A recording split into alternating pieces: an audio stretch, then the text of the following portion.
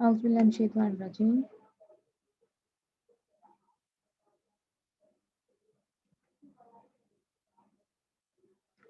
बिस्मिल्लाहिर्रहमानिर्रहीम। अस्सलाम वालेकुम। हम कुछ दिनों से पढ़ रहे हैं बीटा डिके के बारे में और आज हम देखते हैं कि मैंने आपसे ये कहा था अपने प्रीवियस लेक्चर में कि अब हम देखेंगे कि बीटा डिके को मैथमेटिकली हम कैसे एक्सप्लेन कर रहे हैं। तो सबसे पहले हम आज देखते हैं बीटा डिके की एनर्जीज के बारे में और फिर हम देखेंगे कि अर्निको फर्मी ने क्या थ्योरी प्रेजेंट की थी बीटा डिके को एक्सप्लेन करने के लिए।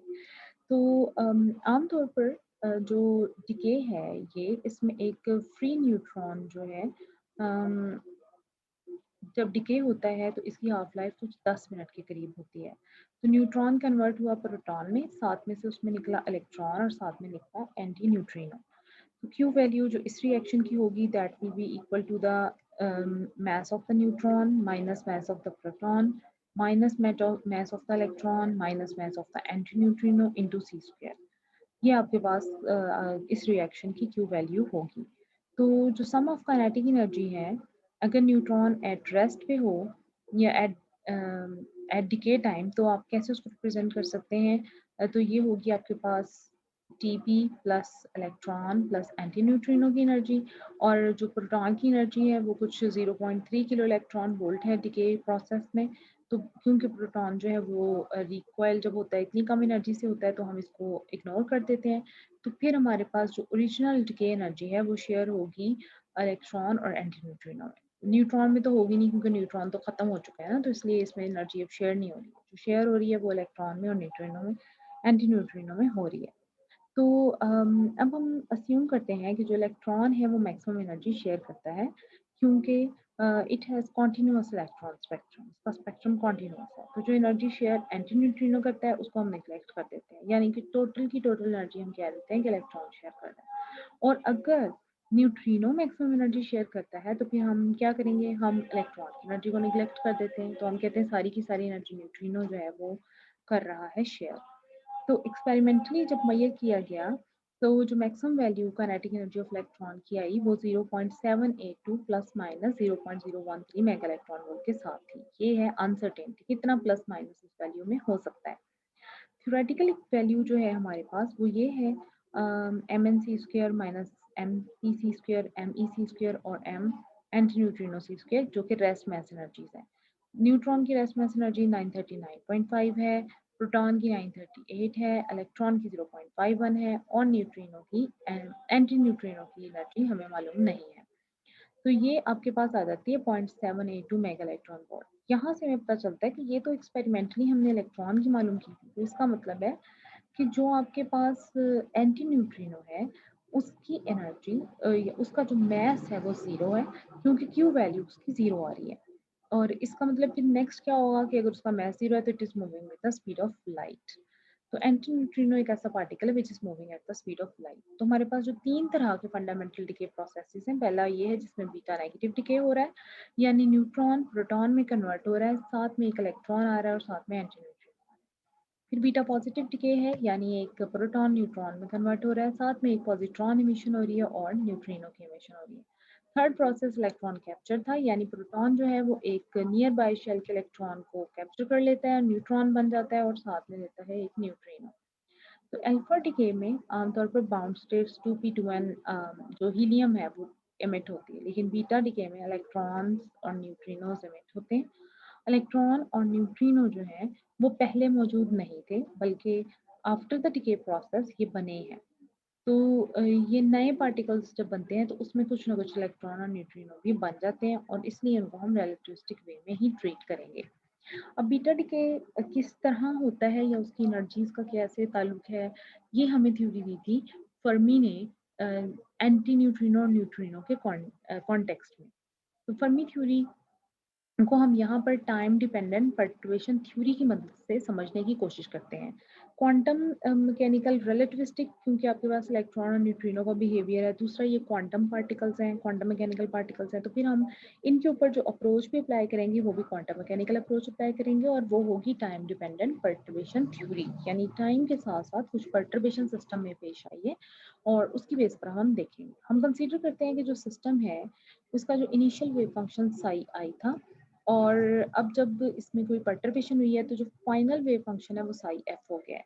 तो प्रोबेबिलिटी जो है इस ट्रांजिशन की, उसको आप ट्रांजिशन रेट के जरिए रिप्रेजेंट करते हैं, और वो आपके पास होता है लैम्डा इज इक्वल टू 2 पाई/h² HIF स्क्वायर और dN/DEF। ये कहलाता है फर्मी गोल्डन रूल। इसके बारे में आप डिटेल में पढ़ेंगे क्वांटम मैकेनिक्स 2 में, जब हम पर्टर्बेशन थ्योरी के बारे में बात करेंगे और टाइम डिपेंडेंट पर्टर्बेशन थ्योरी में इस फर्मी गोल्डन रूल पे पहुंचेंगे। यहाँ पर जो H है this is the interaction Hamiltonian, और HIF का मतलब है final state wave function then Hamiltonian. आपने एनर्जी ऑपरेटर किसी get state vector initial state पर अप्लाई किया और उससे आपको फाइनल स्टेट मिल गई, और ये आपके पास इंटेग्रल फॉर्म में इस तरीके से आ जाएगा। बीटा डिके जो है एक वीक इंटरेक्शन इसमें होता है, और उसके नतीजे में बीटा डिके हो रहा होता है। तो फंडामेंटल लेवल में बेसिकली क्या हो रहा होता है कि एक जो क्वार्क है वो दूसरे क्वार्क में कन्वर्ट हो रहा होता है, यानी न्यूट्रॉन जो है उसमें आपके पास एक अप क्वार्क है, दो डाउन क्वार्क्स हैं। प्रोटॉन में 2 अप क्वार्क्स हैं और एक डाउन क्वार्क है, तो बेसिकली आपके पास एक डाउन क्वार्क एक अप क्वार्क में चेंज हो रहा है, साथ में ये बोसॉन निकल रहा है। इसी तरीके से आपके पास ये जो है बोसॉन, ये इलेक्ट्रॉन और एंटी न्यूट्रिनो में कन्वर्ट हो रहा है, यानी ये जो W पार्टिकल है, W बोसॉन, ये कन्वर्ट हो रहा है। अच्छा जी, अब जो इनिशियल आपके पास स्टेट फंक्शन था वो पेरेंट का वेव फंक्शन था, आप पेरेंट न्यूक्लियस का वेव फंक्शन कह सकते हैं। इसी तरीके से जो फाइनल है वो डॉटर न्यूक्लियस के साथ एसोसिएटेड है, आप उसको साई एन कह सकते हैं। और डॉटर के अलावा आपके पास क्या बन रहा है? डॉटर तो आपके पास बन रहा है ना न्यूट्रॉन से प्रोटॉन, साथ आपके पास बीटा पार्टिकल निकल रहा है, साथ आपके पास न्यूट्रिनो निकल रहा है। तो आप उनके लिए फिर फाइनल वेव फंक्शन को लिखेंगे डॉटर का वेव फंक्शन, साथ में इलेक्ट्रॉन का, साथ में न्यूट्रिनो का। और अब आपके पास HIF जो है उसमें जब इस वैल्यू को रखते हैं हम, तो हमारे पास इक्वेशन 1 के अकॉर्डिंगली ये बन जाएगी। फाइनल के लिए आपके पास आएगा साई डी स्टार, साई ई स्टार और साई न्यू स्टार, फिर H, और इनिशियल के लिए पेरेंट वाला आ जाएगा। अब जो वेव फंक्शंस हैं ये न्यूक्लियर वेव फंक्शंस हैं, पेरेंट और न्यूक्लियस और डॉटर न्यूक्लियस के साथ। और ई और न्यू जो है ये एसोसिएटेड हैं बीटा पार्टिकल और न्यूट्रिनो के साथ, और इनको हम फ्री पार्टिकल की तरह ट्रीट कर सकते हैं। फ्री पार्टिकल का जो वेव फंक्शन होता है वो होता है 1/√v, यहाँ पर v वॉल्यूम को रिप्रेजेंट कर रहा है, और एक्सपोनेंशियल आयोटा p.r/h। p जो है this is the momentum of the particle, और r जो है उसकी पोजीशन है। इसी तरीके से न्यूट्रिनो के लिए भी ये इसी फॉर्म में आ जाता है। अब एक्सपोनेंशियल को हमने यहाँ सीरीज की फॉर्म में खोल लिया, 1 + p.r/h प्लस हायर टर्म्स को हमने कर दिया निगलेक्ट। अब v जो है ये न्यूक्लियर वॉल्यूम है, r जो है वो रेडियस है, वॉल्यूम भी बहुत स्मॉल है, रेडियस भी बहुत स्मॉल है, और p e और p न्यू जो लीनियर मोमेंटम है वो भी बहुत स्मॉल है।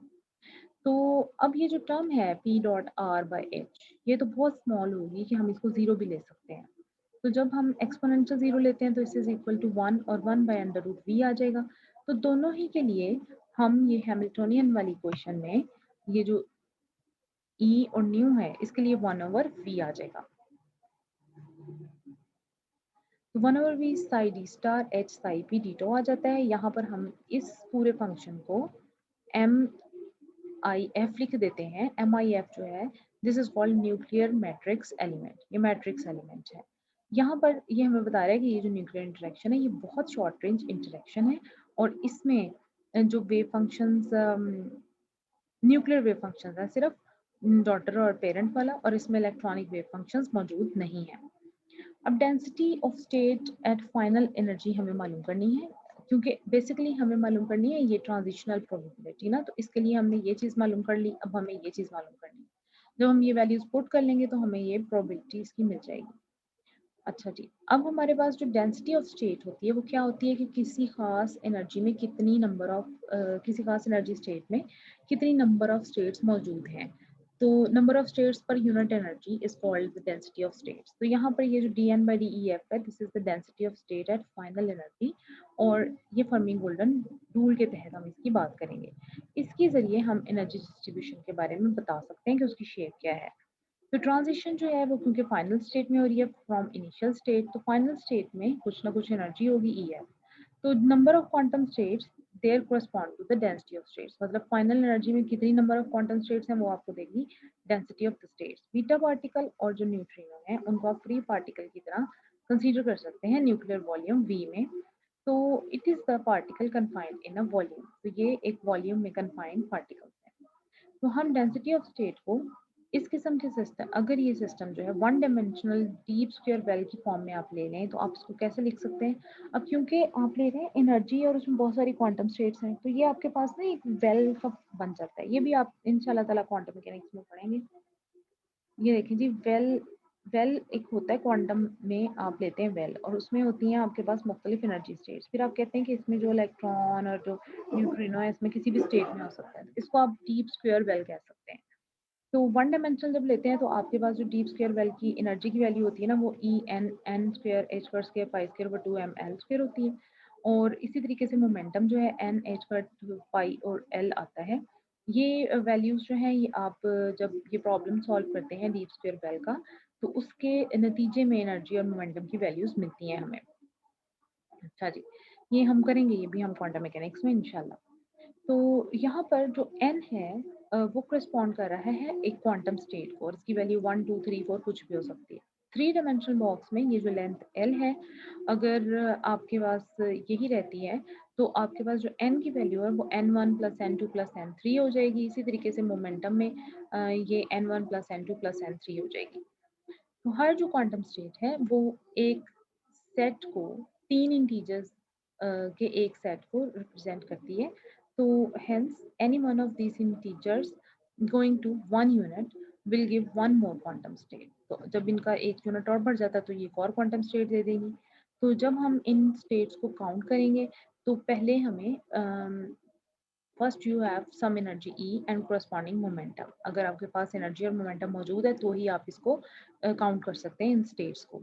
तो एनर्जी जो है E से E plus D E range में है, तो नंबर ऑफ स्टेट्स जो इस रेंज में होंगे दैट विल बी Dn/DEF। अब जो एनर्जी डिस्ट्रीब्यूशन है फर्मी थ्योरी से जब हम इसको प्रिडिक्ट करते हैं तो energy distribution of beta particles हमें मिल जाती है। Electron in beta decay is emitted with momentum p, momentum मौजूद है उसका, जो इलेक्ट्रॉन बीटा डिके में एमिट हुआ है। क्वांटम मैकेनिक्स में हम फेज स्पीड या फेज स्पेस की बात करते हैं और उसमें n पार्टिकल्स होते हैं। फेज स्पेस में 6n तक डायमेंशंस मौजूद होती हैं। तो मोमेंटम स्पेस की 3 डायमेंशन है और 3 डायमेंशन हर कॉन्फ़िगरेशन स्पेस की है। जब फेज स्पेस की बात करते हैं तो उसमें 6n आपके पास डायमेंशन है, जिसमें 3n डायमेंशन मोमेंटम स्पेस की हैं और 3 जो है वो कॉन्फ़िगरेशन स्पेस की है। तो जब आप यूनिट वॉल्यूम की बात करते हैं सिंगल पार्टिकल के हिसाब से तो वो DVR और DVP आ जाती है। DVR का मतलब है कि आपके पास x y z स्पेस क्या है और DVP का मतलब है कि आपके पास मोमेंटम स्पेस कौन कौन सी है। ये 3n ये कॉन्फ़िगरेशन स्पेस है x y z, और ये आपके पास मोमेंटम स्पेस है delta p delta px delta py delta pz। यहाँ से आपके पास x और डेल्टा px डेल्टा y और डेल्टा py डेल्टा z और डेल्टा pz आपको दे देती है h और h, जो बन जाती है h क्यूब। अब मोमेंटम स्पेस जब आप लेते हैं हर इलेक्ट्रॉन की जिसमें मोमेंटम p है, उसके कंपोनेंट px py pz हैं, तो उनको हम ऐसे डिफाइन कर देते हैं n pi h over l। इसी तरीके से n2 और n3 आ जाता है। तो इनको जब मोमेंटम स्पेस में हम प्लॉट करते हैं तो हमें एक क्यूबिकल ग्रिड मिलती है। हर ग्रिड का जो वॉल्यूम है pi H cut cube over L का क्यूब के बराबर है, और मैग्नीट्यूड जो मोमेंटम की है P X square plus P Y square plus P Z square under root के बराबर है। अच्छा, ये जो सारा का सारा आपके पास जब आप एक स्फीयर को लेते हैं तो जिसका रेडियस p है, यानी आपने मोमेंटम स्पेस ली हुई है और आपने कहा हुआ है कि वो एक स्फीयर की मानंद है, और स्फीयर का जो वॉल्यूम है that is vp is equal to 4/3 p cube है, यानी जो रेडियस है उसका वो p के बराबर है, मोमेंटम के बराबर है। तो जो वॉल्यूम होगा इस मोमेंटम स्पेस का वो 4/3 पाई आर क्यूब होगा स्फीयर की फॉर्म में, और जब आप dvp लेंगे तो 4/3 पाई 3 p स्क्वायर dp आ जाएगा, और ये आपके पास dvp आ गया। अब टोटल वॉल्यूम आपके पास v dvp आएगा, तो v dvp को आपने लिख दिया। पार्टिकल जो है cubical box of volume v में जो कन्फाइन है, तो जो नंबर ऑफ स्टेट्स dn होंगी, नंबर ऑफ स्टेट्स जो है इसकी dn होंगी। तो उस पार्टिकल के लिए जो कि p plus P to P plus D की रेंज में मौजूद है। अब डी एन अगर देखें दैट विल, जो नंबर ऑफ स्टेट्स होंगी वो होंगी टोटल वॉल्यूम पर यूनिट वॉल्यूम। टोटल वॉल्यूम हमारे पास मौजूद है V 4 pi P square D P, और जो यूनिट वॉल्यूम था वो हमने पीछे फाइंड आउट किया था, वो हमारे पास एच क्यूब के बराबर आया था। तो ये हमारे पास डी एन वैल्यू आ गई, यानी कितनी नंबर ऑफ स्टेट्स जो हैं वो किसी पार्टिकल की इस खास मोमेंटम के साथ मौजूद है। दो पार्टिकल से मिट हुए हैं बीटा डिके में, एक आपके पास इलेक्ट्रॉन का सेट आएगा, एक एंटी न्यूट्रिनो का सेट आएगा, इसी तरीके से एक पॉजिट्रॉन का आएगा और एक न्यूट्रिनो का आएगा। तो टोटल जो क्वांटम स्टेट्स हैं वो हो जाएंगी डी एन ए और डी एन न्यू, और इसके लिए आपके पास पी ई और इसके लिए पी न्यू की फॉर्म में आ जाएगा। तो ये आपके पास equation number 4 D N total states आ जाते हैं। वी जो है न्यूक्लियर वॉल्यूम है, और इलेक्ट्रॉन और न्यूट्रिनो जो है वो जनरेट हुए। Final energy is the sum of rest mass energy of electron and kinetic energy. Rest mass energy electron की आएगी, काइनेटिक एनर्जी इलेक्ट्रॉन की आएगी, रेस्ट मास एनर्जी न्यूट्रिनो की आएगी और काइनेटिक एनर्जी न्यूट्रिनो की आएगी। टोटल एनर्जी ये बन जाएगी। अगर हम रेस्ट मास न्यूट्रिनो का निगलेक्ट करते हैं क्योंकि वो ज़ीरो होता है, तो हमारे पास M E C square plus के पी न्यू सी आ जाएगा। और अगर हम इंटरेस्टेड हैं एनर्जी डिस्ट्रीब्यूशन ऑफ इलेक्ट्रॉन में एक at a particular kinetic energy, तो के जो फिक्स्ड है तो D E F will be equal to D P C, क्योंकि यहाँ पर जो एनर्जी और मोमेंटम का रिलेशनशिप है E is equal to P C के बराबर होता है। हम ये रिलेटिविस्टिक जो रिलेटिविटी वाला कोर्स है उसमें पढ़ चुके हैं कि क्योंकि आपके पास E जो है ये बराबर होता है पी सी के। यहाँ पर P जो है ये आपके पास बराबर है एम वी के, और अगर आप इसको 2 से मल्टीप्लाई और डिवाइड कर दें और फिर उसको सी से V से अगर आप E is equal to M C square लेते हैं, तो यहाँ पर आपके पास एम सी इंटू सी आ जाएगा। तो M C will be equal to P, और दिस सी साथ में आ गया आपका ना, तो ये डी बी सी बन गया। तो D B will be equal to D by C. अब आपके पास इक्वेशन नंबर 5 को इक्वेशन नंबर 4 में पुट करें, यानी डी पी न्यू की वैल्यू पुट कर दें यहाँ पर, तो डी पी न्यू की value D E by C की फॉर्म में आ गया है। तो ये डी एन और डी एफ आ गया, D N by D E F आ गया, और ये आपके पास इक्वेशन बन गई। यानी ये आपके पास जो डिस्ट्रीब्यूशन है, एनर्जी डिस्ट्रीब्यूशन है और मोमेंटम डिस्ट्रीब्यूशन है वो आ गई है। और यहाँ पर D N by T E F energy states आ गई हैं, डेंसिटी ऑफ स्टेट्स आ गई हैं। तो यहाँ पर जो न्यूक्लियर मैट्रिक्स एलिमेंट है वो कांस्टेंट है इस डिस्ट्रीब्यूशन के लिए। तो number of particles at some kinetic energy k in which D K will be n K D K will be equal to constant, then P square P nu square D P और D K बराबर आ जाएगा ये। तो n K will be equal to constant into this thing. अच्छा, अब यहाँ पर होता है कोलिम्बिक इंटरेक्शन, पॉजिट्रॉन और electron positively charge daughter nucleus के साथ, उसको हमने फिलहाल कर दिया निगलेक्ट। तो हमारे पास पी ई और पी न्यू जो है वो काइनेटिक एनर्जीज की फॉर्म में कैसे कन्वर्ट हो जाएगा, E square will be equal to P square C square plus M square C four. यहाँ से E square will be equal to ये आपने के बराबर ले लिया एम ई सी स्क्वायर का स्क्वायर, और ये आपके पास जब इस सारे स्क्वायर को खोलते हैं तो इस फॉर्म में आ जाता है। अब 7 और 8 इक्वेशन को जब आप कंपेयर करते हैं तो आपके पास जो आंसर आता है वो पी ई स्क्वेयर का इस फॉर्म में आ जाता है, और जब आप इसका अंडर रूट लेते हैं तो ये पी ई की वैल्यू आ जाती है। अब क्योंकि हमें चाहिए यहाँ पर P E square P new square और डी पी की वैल्यू। अच्छा जी, डी बी इसका हम डेरिवेटिव ले लेते हैं तो वो हमारे पास कुछ इस फॉर्म में आ जाता है, और जब हम क्यू वैल्यू बीटा डी के की लेते हैं तो दैट इज इक्वल टू के प्लस पी न्यू सी। यहाँ से पी न्यू स्क्वेयर की वैल्यू मिल जाती है। अब हम एम एन के में ये वैल्यूज पुट कर देते हैं P E square P new square और डी पी की, और इस कांस्टेंट को हम जी कह देते हैं। अच्छा जी, अब ये वैल्यूज यहाँ पर हमने पुट कर दी, तो हमारे पास ये जो ऊपर फुल वैल्यू थी ये हाफ था, तो इसको इसमें से जब डिवाइड करते हैं तो हमारे पास अंडर रूट की फॉर्म में आ जाता है। इस डिस्ट्रीब्यूशन ऑफ इलेक्ट्रॉन्स को हम different kinetic energy, this is distribution of electron in different kinetic energy. Different kinetic energy में इलेक्ट्रॉन्स की डिस्ट्रीब्यूशन ये हमें देती है, which is predicted by this theory of beta decay, Fermi theory of beta decay. और इसकी base पर जब हम which is based on the time dependent perturbation theory, और इसकी बेस पे जब हम प्लॉट बनाते हैं तो वो कुछ इस किस्म का आता है। और यही जो experimental spectrum distribution of positron का आता है डिफरेंट काइनेटिक एनर्जी के लिए, तो वो ऐसा आता है। ये हमें बीटा डिके का ग्राफ मिल रहा है थ्योरी से, यानी इस एक्सपेरिमेंट से। ये हमें बीटा पॉजिटिव का मिल रहा है एक्सपेरिमेंट से। इसी तरीके से जो एक्सपेरिमेंटल डिस्ट्रीब्यूशन इलेक्ट्रॉन की आती है वो ऐसी आती है। अब आप देखें इलेक्ट्रॉन की बीटा पॉजिटिव की और ये जो बीटा है थ्योरी एक्सपेरिमेंट का सेम सेम है ग्राफ, लेकिन जब आप इलेक्ट्रॉन का देखते हैं तो दिस इज नॉट सेम।